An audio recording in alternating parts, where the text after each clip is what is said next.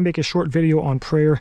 A lot of us look at individuals in the Bible and we'll look at them and say, man, I wish I had a relationship with God like this, or like Elijah, Jeremiah, Isaiah, Moses. The list can go on. You can just insert a biblical name and you can go on forever. But the point is that they're human beings just like us. The Bible says God is no respecter of persons. He doesn't show partiality. He cares more about your heart. It has nothing to do with your ethnicity or your tax bracket. All of that is irrelevant when it comes to God. He cares more about the posture of your heart. Do you have spiritually clean hands, or are your hands filthy with your own sin? So with that being said, I want to go into the book of James. We're going to be starting in chapter 5, verse 16. And this should take me about 15 seconds to read. So bear with me because I want to make a point. The prayer of a righteous person has great power as it is working.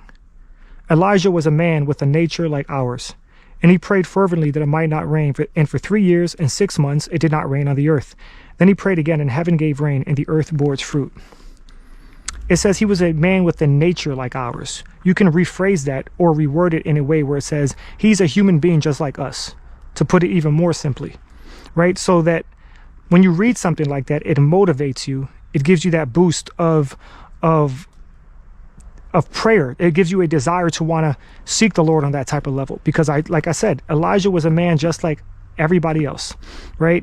And if God can come through for him, if he can stop the rain for 3.5 years and then give rain again so the earth could bear its fruit, he can do whatever you want him to do, right? He's not a genie in the bottle. I don't want to make it seem like God's just going to grant your wishes like it's, Aladdin or something crazy. But you get the point, right? If you go to the Lord with a clean heart and clean hands, and you really pray and you ask for specific things, the Lord 100% can do it, right? God's not limited.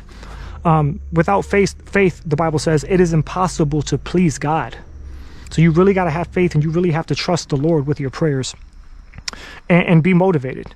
Don't be that type of Christian, or those Christians that only say, oh, that was for the people in the Old Testament, or that was for those first century type of Christians. This is 2026. This is the new modern world. God doesn't care about us.